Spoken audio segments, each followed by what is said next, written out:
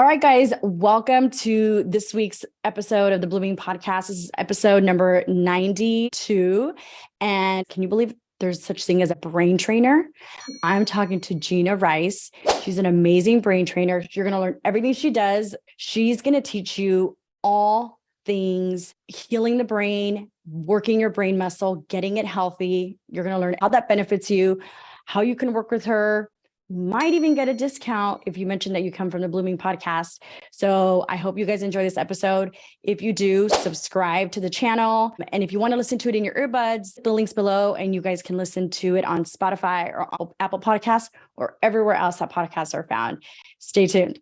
All right, guys, welcome to the Blooming Podcast. I'm Annabelle Ingleton. I'm your host. We are talking to the amazing Jeanna Rice. She's a brain trainer.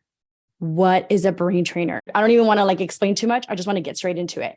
So Jeanna's going to introduce herself. She's going to tell us a little bit about where she's from. You guys, I'm learning about this just the same way as you are.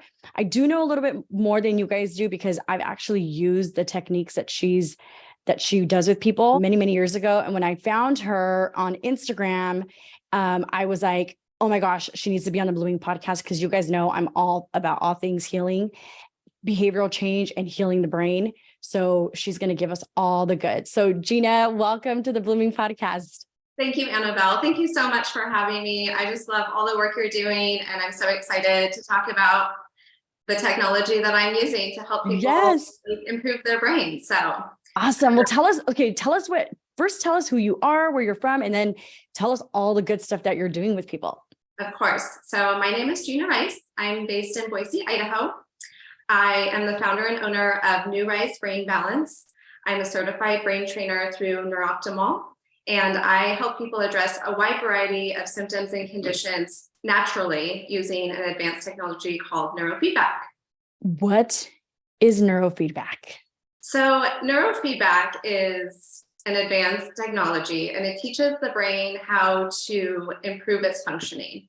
And how it does that is it gives the brain the necessary information that it needs to recognize kind of undesirable or unhealthy patterns that it might be stuck in. And so with that information, the brain is actually able to rewire itself to create new, healthier patterns of activity, and over time actually optimize itself.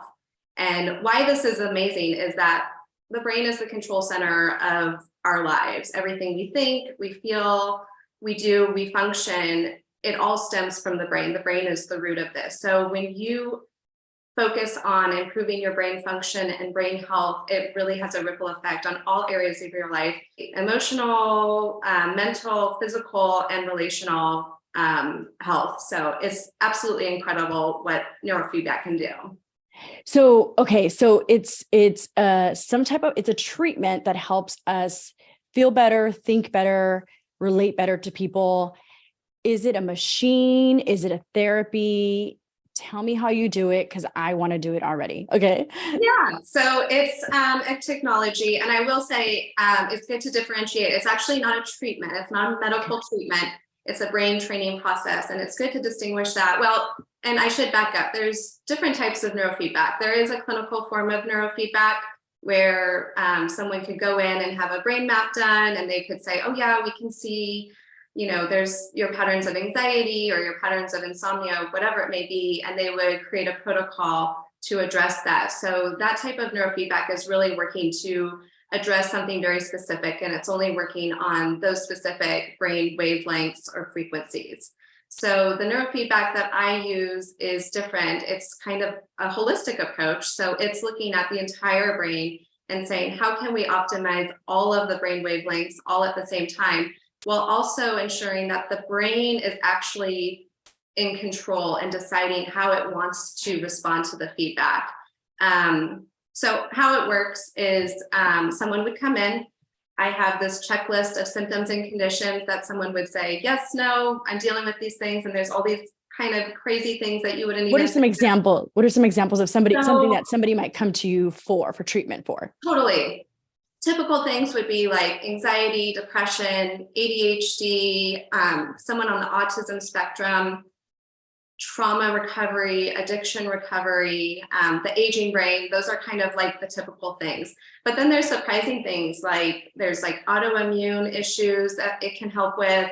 I know, like, so postpartum, chemo brain, COVID brain, any, like, so many things on the list. Can it help with like people who lack focus or clarity or overthinking or procrastination? Would any of those things apply? 100%, because if you think about what neurofeedback is actually doing is like, so the brain's going along and it's saying, okay, I'm operating in this way, but it doesn't really know like any inefficiencies. It can't see that. So the neurofeedback system, you hook them up, and what happens is, and when you say hook up, what do you mean? Hook up. So, so someone comes in and I'll place sensors on their scalp and on their like stickers, like kind of like a pads or something. Sensors. They're just like metal pieces. And it's just reading the brain's activity. So nothing's going into the brain. We're not sending messages into the brain. No needles. And we're not telling the brain, like, this is what you have to do. So no we're programming. It's not programming. It's not programming. It's not programming at all. So you hook the sensors up. The sensors are reading the brain, or sending the brain's activity to the neurofeedback algorithm system that's monitoring and detecting kind of what's going on. So at the same time, the user is listening to music. And when the system detects kind of suboptimal functioning happening, which would be what? So it's basically the unhealthy patterns. And I think the good way, like, my best example to explain this is if you think about a symphony that's in harmony, that's like the ideal way that the brain would be functioning. Like, everything's firing at the right time for the right reason, and everything is synchronized. But then when you have things that happen in your life, stressors, trauma, anything can really, the brain's doing its best to kind of restore that balance, but then it can get stuck unintentionally into these kind of undesirable patterns. So that's what the neurofeedback system is looking for. It's looking for those shifts that seem kind of out of place. Like, if you're thinking about the symphony, like an instrument playing offbeat or out of tune or not at the right time. So the system is detecting and looking for those things. So that's so cool. It's so cool. Yeah. Can I ask you a question? Of course. How does the brain know? Like, let's say someone is right, they're hanging out with you and they're in a session with you, and the things are hooked up. I'm sure there's wires to the little machine, and they're listening to music, and the brain is very like on autopilot, right? You're having lots of thoughts, ideas, things like that. And let's say I start thinking about, like, I have like this like bad memory of my boyfriend cheating on me. Let's say that happened to me. Yeah. And I kind of go into a stress response and I start having the memory and I'm like, ugh. Yeah. How does the brain know that is interfering with the symphony, so to speak? So the brain is recognizing, so there's going to be pauses in the music when the brain shifts. Did I say that already? No, you didn't. No. So yes, sorry, I didn't get there. Yeah. So when you're listening to the music, when the system detects a shift, kind of that suboptimal shift, there'll be a pause in the music. The brain catches on very quickly that those pauses are happening every time it's engaging in that suboptimal activity. And what it does is it just prompts the brain to kind of like take attention to what it was just doing and reevaluate if that was like something it still wants to engage in or continue with that pattern or not. And another good analogy to kind of understand that is like if we're driving down the freeway and we start to veer off, there's rumble strips on the side of the freeway, right? Those rumble strips are there to help like bring us back to have attention to what we're doing and like reevaluate, like, oh, am I meaning to pull over, or am I just kind of veering off, not paying attention? And it helps us kind of reorient ourselves, focus again, and get back in our lane. But what's great about this analogy is that like we have control. Like 9 out of 10 times we're veering off, we're not meaning to. We're like, okay, thank you for telling me, I'll get back in my lane. But maybe 1 out of 10 times we're like, no, I am intending to go over and pull over, so I'm going to override the rumble strips. So the brain, again, is in control. So it can, like, it takes the feedback and it either says, oh my gosh, like, thank you, I didn't know I was like doing this, like engaging in this pattern, or like, thank you system, like I'm doing this intentionally, I know what I'm doing. And so the brain is ultimately the one making the decisions. But also, like, the brain is a perfectionist. So its job is to work as efficiently as possible, keep us alive, conserve energy, and move away from discomfort. And so it's like, if the patterns it's engaging in aren't aligned with those things, it's gonna self-correct. Yeah. That's so cool. The brain actually self-corrects. It will know that this isn't healthy. Yes. Yeah. That is amazing. And so, and the music stops. Like, let's say that you go into a negative thought pattern or emotion or something, the music stops and it lets the brain, does that machine kind of like keep record of like how many times Annabelle is veering off track, or it just like, it's there to kind of train my brain. There's a lot of times that you're kind of going on the rumble strips. You keep on going to the right, you keep on going to the right, you keep on going to the right, or you keep on going to the left, let's say, but neither one is good, right? Because you're going off track. You want to be going straight. Yeah. And when it does that, and it stops the music, is stopping the music supposed to be an awareness for me as the person to say, oh, every time the music stops, or what's the reason for that? So that's a good question. So the system is working on the non-conscious part of your brain. So Ooh, I love that. There's no conscious effort involved, which is great, because then people come in and they're like, I can read, I can fall asleep, I can do whatever I want during the session. So yeah, to answer your question, it doesn't really matter. And I will say too, if you're sitting there and you're having like an unpleasant thought or memory or whatever, not every time that happens, you're going to have a skip. I mean, there's tons of skips. In a single session, there's hundreds of skips. Oh, wow. And not all of them are bad. Again, like the system is saying like, hey, you're shifting in this way, like something's out of tune. Is that what you're intending? And the brain's either like, yeah, I got this, or 9 out of 10 times, like, I didn't know I was doing that. Thank you for telling me.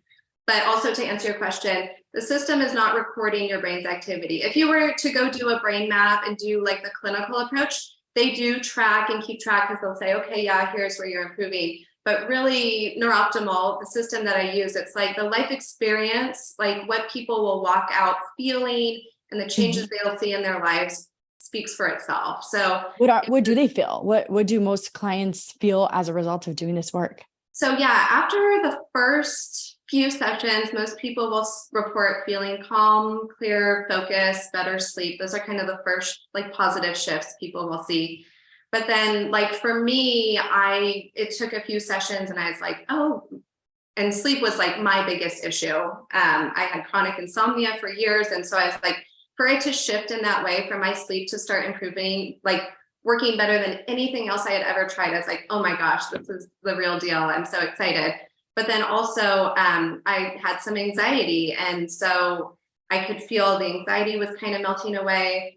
One thing that I really love about it is it just helps people have more self-awareness. And I think self-awareness is really the key to positive change. So a lot of people will report that after a series of sessions, they just feel more in control of their thoughts, of their feelings, better mind-body connection. And so a good example is like my mom. She loves sweets. And she had done some sessions and she came over and there was like a plate of cookies. And she would usually be like, oh, I'm on it. Cookies. Yes. And she walked over to the plate. I just remember this. And she was like, I don't think I need this. And I was like, wow. So what it does is it helps synchronize your conscious, subconscious, and non-conscious brain. That's what I was going to ask you. That's what it sounds like it's working on. You're literally your subconscious. Yeah. And so it's everything aligned.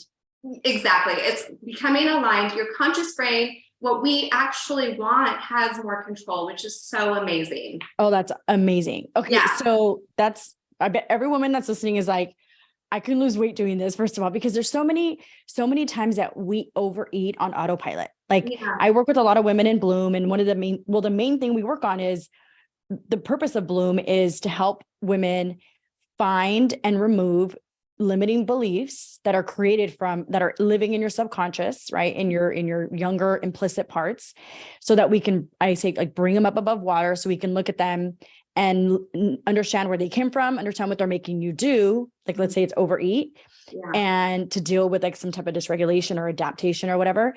And we remove them, and then we replace them with the healthy, conscious things that you actually want to do, which is eat healthy and, stay fit or regulate with, breathing or prayer or meditation or just whatever it is, or just like your self-regulation, right? Your brain should be the one soothing you.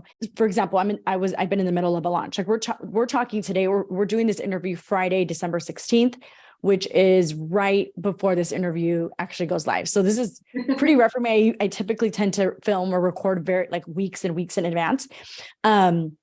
But I've been doing a lot of clarity calls for Bloom, and a lot of the women, like one in particular, I remember me telling her how I work with people in Bloom. And she's like, it sounds a little crazy. Like, how are you able to go into my subconscious, or how are you able to find these limiting beliefs? Why don't I know them? And I was like, if you knew them, you would stop doing the things that you want to stop doing, but you're not. And that's why you're here with me. Right. Yeah. And there's ways it's really interesting to me and to a lot of people. And I think for you too, Jeanna, you probably found this work and you were like, I need to do it. Because most people don't realize that we are a result of our past experiences and everything we've gone through. You have these deep programs and beliefs. It's not weird. It's just that's how we're built, right? We have a programming, but a lot of the things that you're doing they're dysfunctional, or there's a lot of unhealthiness that comes from it, right? And they're messing up your relationships, your money, your health, your well-being, your mental health, your emotional health, or your career. And people say, I consciously know what I should do, but I'm not doing it. Why? Because you have a conscious brain and a subconscious brain. And then you have a super conscious. I haven't even talked about that on this podcast. I can't wait to talk to somebody about it. I'm sure you know this, right, Jeanna? Right? So, but I need to have an episode on the super conscious. People ain't ready for that. Please. Right? Yeah. So the conscious and the subconscious, and consciously, we all know what to do. We're all smart. We're all in our 20s, 30s, 40s. We all have wisdom, experience, knowledge, so much, I call it gas in the tank, so much knowledge, right? But knowledge is not power. It's beliefs are the power. Your behavior is power. Right. Yeah. And so much of what we don't have access to is the stuff that's actually driving the car, the thing that's either pushing on the brake or pressing or driving your car. And we have to get to these deeper rooted things. And I love work like this, like neurofeedback, because it actually works on the parts of the brain that hold all the programming. And if you guys notice what Jeanna was saying, if it's working on the subconscious, that's why you don't even realize, you're like, I'm just acting differently. I'm just feeling differently. I'm just thinking differently, right? Because it's working on the deeper parts that are like, it's cleaning out the weeds and the dirt and the nastiness, right? Totally. And it's interesting because a lot of like counselors and therapists will start to add neurooptimal neurofeedback to their practice, because I think they'll have clients come in and just feel like what you're kind of talking about is like, you hit this stuckness where it's like, I don't know how to talk through this anymore. I don't feel like you're making more progress. And then when people are able to do neurofeedback, sometimes it can just uproot, and it doesn't even have to be through talk therapy. It can just uproot it. And sometimes people will want to talk about it, but sometimes they'll just be uprooted and it's like, it's gone. And wow, that's amazing. That's so amazing. Yeah. Yeah. Especially for the people, like I remember talking to a woman yesterday, she wanted to join Bloom, but she was like, I don't want all my stuff out there. She was a very prominent person in her community. I'll say that.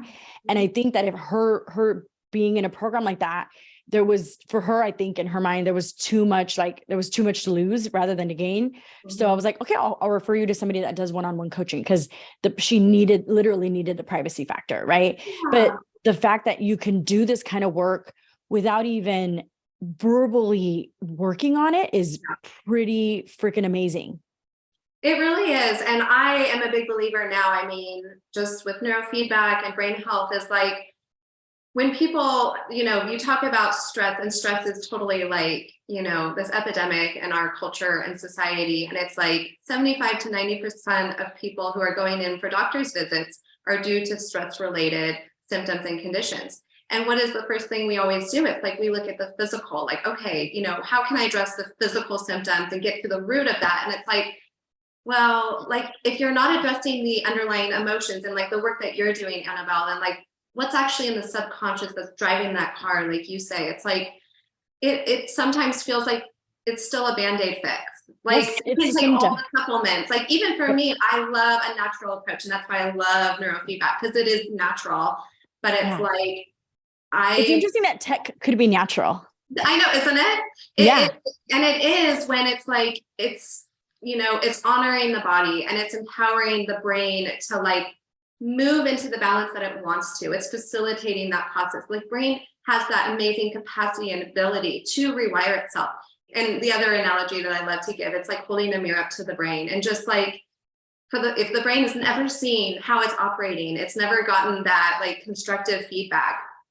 Just like if you or I were to look in the mirror for the first time in like forever, it's like, oh gosh, like I'm gonna fix my hair or straighten my posture, or whatever it may be. We just have that like automatic response, and the brain Right. responds automatically in that same way. Yeah, the brain, I don't think people realize that the brain, our brain keeps us alive. Like we think it's the heart. Yeah. That obviously you need your heart. If you're, you need your heart, you need your lungs, you need all your organs. But if you are brain dead, if you're in a coma, you're not functioning. Right. Like you're literally like, I recently read this book. I can't think of the name, and it's so sciencey though, but I loved it because I'm a geek like that.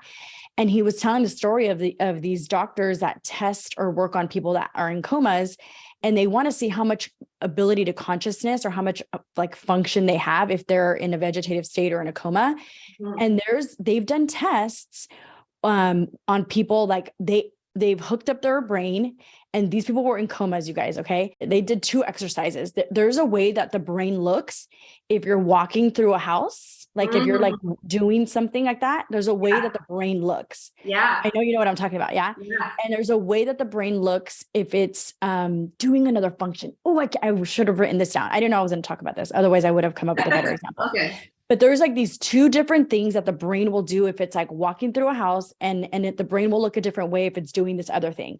And so they put these coma people in an MRI scan, and they hooked up all the wires, and they said, like, let's say, Jeanna, if you have a brother, do the task of walking around your house. Wow. And these people, you guys, were in a coma, Jeanna. They were in coma. Or if you have a sister, do the task of the other thing. I forget the other thing it was. And they asked these people intimate questions about themselves, like, what kind of a career do you have? How old are you? Things like that. To where when they were done, so and then they have the brain scan, so they're able to see what questions they asked at what time and what responses the person gave. They asked their family afterward, and every answer that the person gave in a coma was correct based on their family's answers. It's incredible. So you literally can have no function to your body, but your brain be like, your brain is alive, but you have no behavioral control.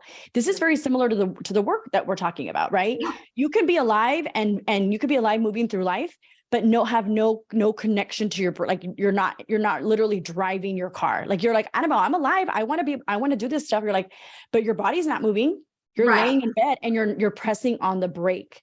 Right. Does that make sense? Like, yeah, 100%. Well, and I think that ties back into what you do. If I understand correctly, it's like 95% of like our brain power is the subconscious brain, and that's what's driving the gas. So it's like that 5%, like how can it kind of override or have influence on that the subconscious brain that's driving all of the actions? It's like, exactly. Your brain needs to be working. Your brain changes, right? Life experiences changes your brain, and it changes the way your brain connects to your body, you guys. And so things can happen, and now your brain isn't working optimally, meaning your brain isn't telling your body what to do, and your body isn't telling your brain what to do. They need to be connected. They need to be linked. I talk about linkage and separation all the time on this podcast. I sound like a broken record maybe, but if you've never listened to it before, you need to have connection between your right and left brain hemispheres, right? They need to be talking. Mm-hmm. And then your body and your brain need to be talking. I call it like your heart and your mind need to be talking. Yeah. And those 2 need to be connected so that your brain can tell your body what to do, and your body can tell your brain what to do. You have an emotion, I need to run, right? Like, I'm scared, I need to defend myself. I'm having a thought to like create a business. Now my body's going to go act and do the business, right? I have a thought that I need to eat healthy. I'm going to eat the healthy food. So they need to be communicating. And if they're not functioning, if your brain isn't functioning well, it's not going to tell the body what to do. You're not going to have the life you want. You're going to be stuck. right? Totally. And I think, going back to neurofeedback, like my experience and what I've seen in my clients is like they are not even trying to have that coherence going on. Like there's just not even awareness, right? Like at least it's something you and I are like studying and talking about, but it's like through their actions, you can see that coherence kind of like coming back together into balance. Can you explain what coherence is? Because people won't understand what that is. Well, I mean, just listening to like coherence is basically synchronization. Like yes, and logical connection. Yes. Clear communication both ways. Because there was another kind of modality called heart math, where it's like all about brain heart coherence. But a lot of it's just breath work. So it's like there's so many things we can do on our own. Like before we hook up to technologies, it's like if we can just be more proactive about brain health and just self-care to offset all of the stress that like our bodies are processing. Like we can be doing so much better. I agree. And you know what I notice a lot? Like, I think the word trauma and nervous system and polyvagal theory and all these like breath work, these things have become really prominent. Maybe, I don't know if it's just because I'm in the space and so I see it spoken about a lot, but people talk about this a lot.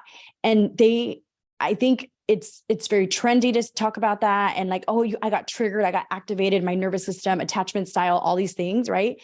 But what they're really like, what people need to realize we're talking about is your brain and body change as a result of life experiences.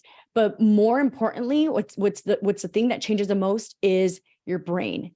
Your brain everything should be like, there's this, Dr. Siegel talks about separation and linkage. There's lots of different areas of the brain. Each thing needs to be operating independently, like the symphony you talked about, right? Yeah, each instrument needs to be performing at each quadrant of the brain or whatever.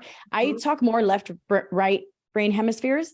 So each needs to work really, really well, optimally, separately, but collectively, when they come together, it's beautiful, it's harmonious, and it creates this complexity that Dr. Siegel talks about. And when you have complexity, that's wisdom, that's health, that's optimal well-being. Yeah. And you have, it's basically, you're in your higher self, right? You can do anything. Yeah.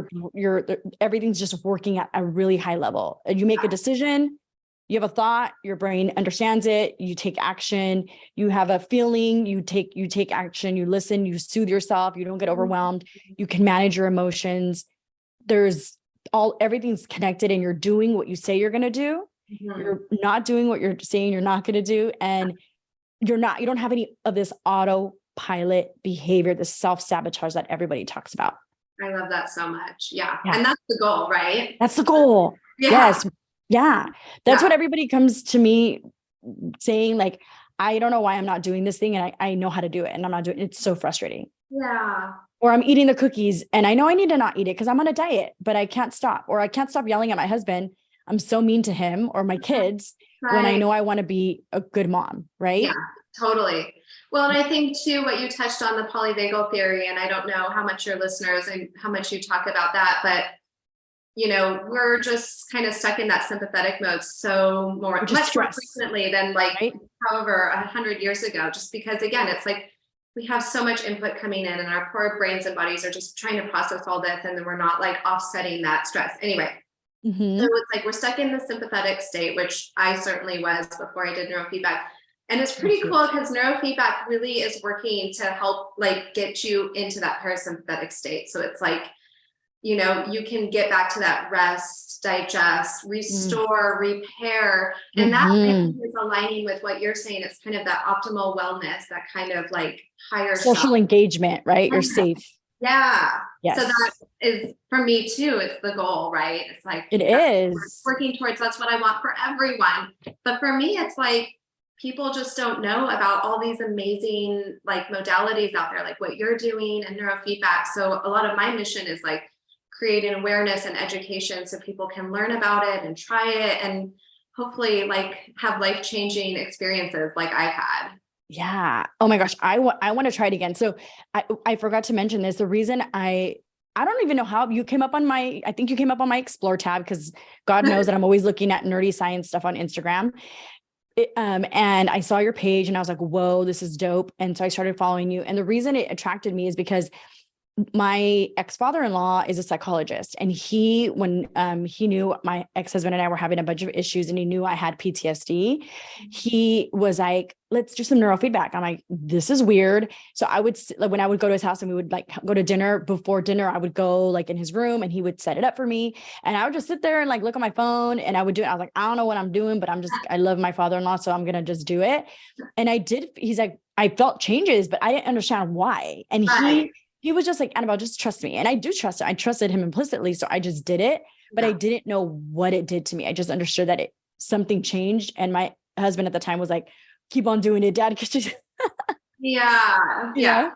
Well, and I think a good way to think of it is like, people say the shifts and changes, and I like to compare neurofeedback to, it's like meditation on steroids. So it's like all the benefits you would get from meditation, like lowered stress, more self-awareness, better sleep, better cognitive function. Like there's a huge list. Like it's the same list for neurofeedback, and sometimes more, because there's a lot. Well, and healing, meditation, you can have a lot of healing, emotional healing and stuff, but it's just like at a very accelerated rate and in a very passive way. Like literally you just you get hooked up and you just sit there for 30 minutes and you just let your brain get a workout. And it is like a workout for the brain. They say it's like the equivalent of studying like 4 hours. Like the brain is working that hard. So that's one thing I should say, if people are going to try it after the first few sessions, some people do feel tired or fatigued because the brain got a big workout. But then really after 1 or 2 sessions, that muscle is getting strengthened already. And the brain's like, okay, I know what we're doing. Like I'm ready. Let's do this. That's so freaking cool. So if people want to work with you, Jeanna, what does it even look like? Because you're in Boise, you said, right? Yeah, so I'm in Boise, but I have neurofeedback systems, Neurooptimal specifically, that I can ship to you. So the system that I use is like created to be as user-friendly as like anyone can use it. So I can send it to anyone in the United States. I can send you all the information, how to hook yourselves up. I can, answer all the questions that you have. And typically people will rent the system for a month, because what you're doing with neurofeedback is you're actually like having your brain create a new habit. And that new habit is to recognize the inefficient patterns or undesirable patterns and create new healthy ones. And so, even when you're not hooked up to the neurofeedback, the brain is learning this new skill. So it's integrating what it's learning, in between sessions. And so it's so crazy. Yeah. It's kind of like learning to ride a bike, but it takes about 20 sessions is what, we like to see people get to that 20 session mark. And most people at that point are going to experience a multitude of benefits, similar to those meditation benefits, but also sometimes surprising things. And I like to share the story of my son, because he's been doing neurofeedback. We really wanted it to help with his attention and focus at school. So we hook him up, and actually the first shifts that we saw for him, and I will say, like, he is like the pickiest eater. Like, we've been in and out of like feeding therapy. He's so picky. He started being open to eating new foods. And neurofeedback, because the brain is in charge, the brain is basically saying like, yeah, I know you want me, like, I want to focus and have better attention too. But in order for me to do that, I actually need certain nutrients. Yes. And so he started craving those foods that were actually going to help his focus. And he started eating them, and it was just insane. So yeah, we've seen improvements in his attention and focus and some other cool things. That is amazing. How old is he? He's 10. Yeah. So children as young as that age, how young can they go? Any age. I mean, you can do it while you're pregnant. Newborns can do it. I mean, I don't know why you would need a newborn, because I mean, their brain's like, all whole and hasn't been affected. There's no there's no prefrontal cortex or anything yet, right? Yeah. Totally right. But if you have a child, 2 and up or whatever, if you learning delays, cognitive delays or whatever, like, you can hook them up, and it will optimize anyone's brain, and it meets everyone's brain where they're at. So it's like my husband, I roll my eyes. It's like his brain is working pretty effectively already, but he plays a lot of tennis. He's an avid runner. So it's like peak performance athletes will actually do neurofeedback. Like, I know Tiger Woods does it. NASA has incorporated it for their astronauts. So, again, it meets your brain where you're at and it just elevates it from there and can just elevate anyone's kind of quality of life, which is just so amazing. I'm literally gonna hire you immediately after this. Like I want anything that's going to take me to my fullest potential, Yeah. Yeah. And you really do need your brain working at its optimal level in order to have that focus and ideas and creativity and flow states, right? Like that all happens in your brain. Yes. Yeah. I This love is it. so dope. So people could like contact you and reach out to you. Do they meet with you during those 30 days? Is there coaching involved, or how does that work? I mean, I'm available to answer their questions, and I will check in and just say, like, how's it going? Are you noticing any shifts? Because, I will say most people will start to feel shifts between 6 and 8 sessions. Some will feel shifts after the first couple. But I do like to check in and just give encouragement, because it's like, sometimes too, I will say, like, if the brain body connection is not super strong, I feel like sometimes it takes a little bit longer for them to feel and notice the shifts, even though people around them will start to notice it first and be like, their spouse is like, I don't know what you're doing, but like, just keep doing what you're doing. So anyway, it takes, again, we're trying to build a habit in the brain. So it can take 6 to 8 sessions. I'll check in with clients throughout that month and just say, how's it going? Do you have questions? And I just love to hear stories of like, kind of breakthrough moments that people have. Yeah. Do people meet with you before you mentioned something like a checklist, right? Like they're like, I'm struggling with my weight or being impatient or things like that. Like because it doesn't sound like there's a protocol. It sounds like it's very organic the way it works. It is organic. It's kind of, I'm available to support them in all the ways that they want. We can do the checklist together. Just so I can explain, like, the checklist is used as a baseline, so we can refer back to and be like, almost quantify like the improvement seen in their lives. So it's like, we can go back after 10 sessions and be like, okay, in what areas have you seen the improvements? And it's really cool to see. Oh my gosh, I love that. Yeah. That's so dope. Yeah. So Jeanna, how can people find you on social media and to connect with you so they can work with you and do this neurofeedback? Thank you, Annabelle. So you can find me at New Rise Brain Balance with underscores in between each word on Instagram. And like then new NEW underscore rise balance. NEUR, like neuro. Oh, neuro balance. Yes. Well, I say New Rise. Neuro rise. Okay. Like Neurise. Yeah. Okay.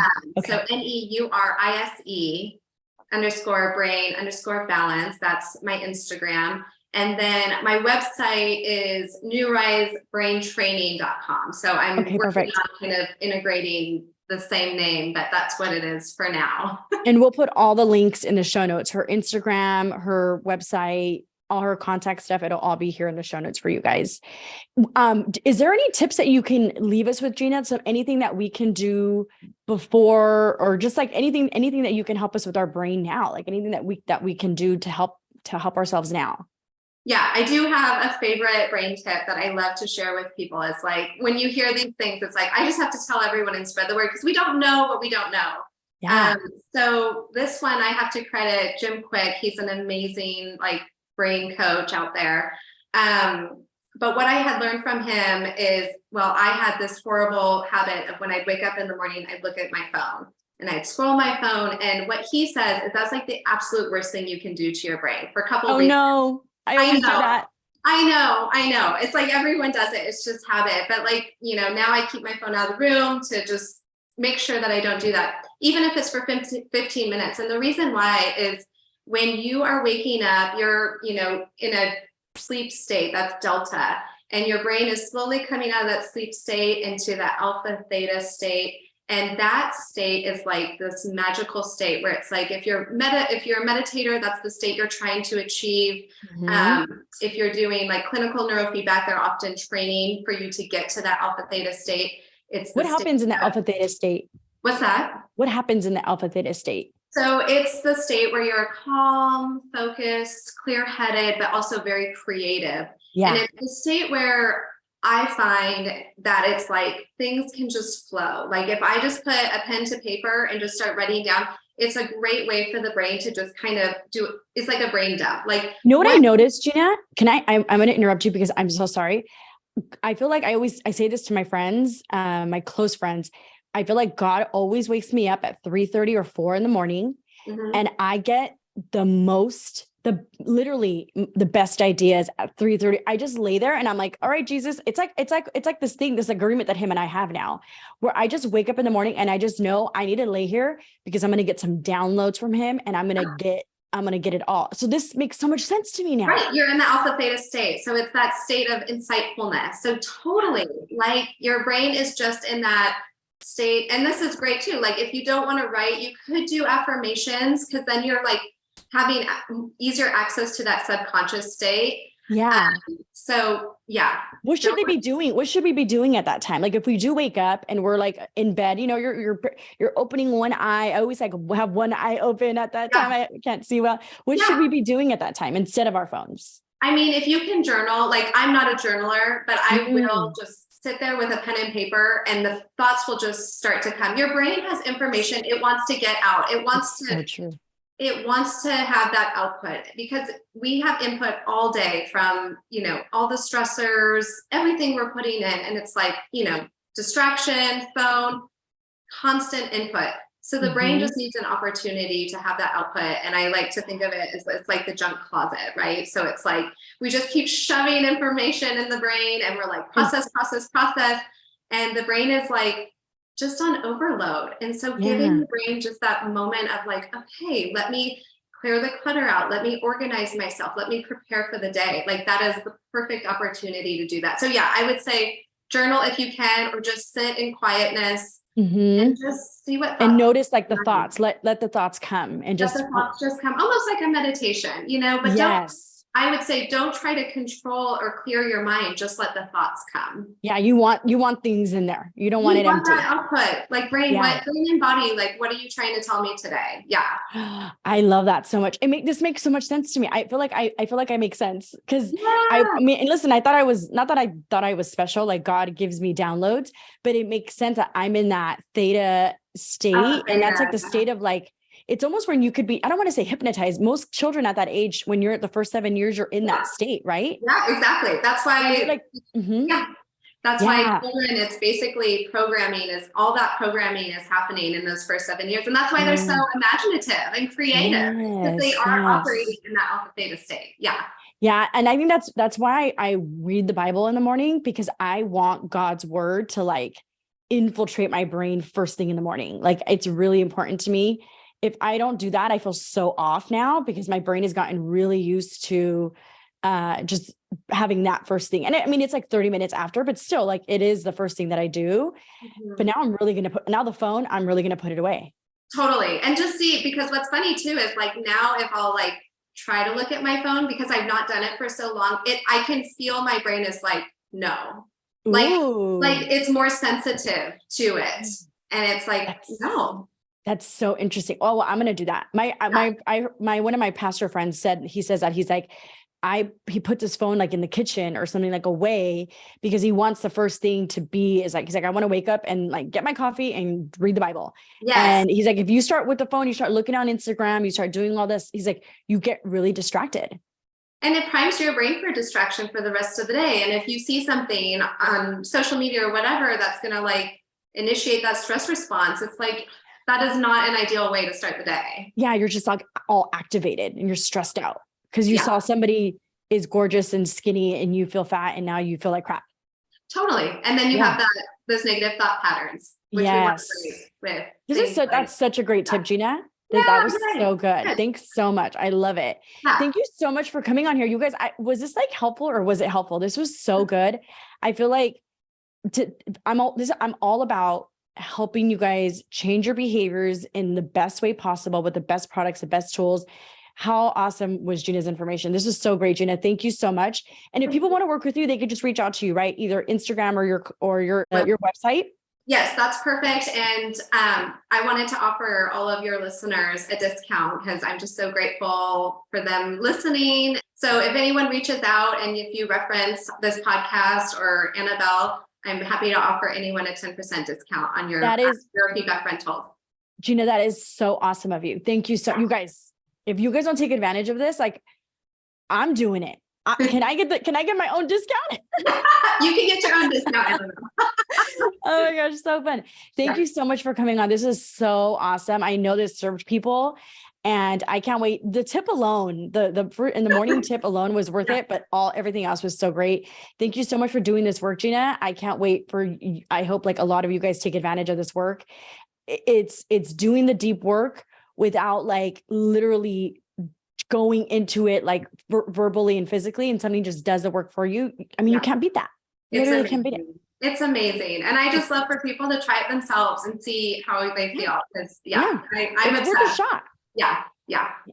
I love it. Thank you so much, Jeanna. Thanks for coming on. Thank you, Annabelle. All right. Hope you guys liked the episode. I'll see you guys next week. Subscribe if you're not a subscriber. And if you're watching this on YouTube, or subscribe to my channel. And if you want to listen to the show on Apple Podcasts or Spotify, so you guys can check out the links below. And you can find Jeanna too.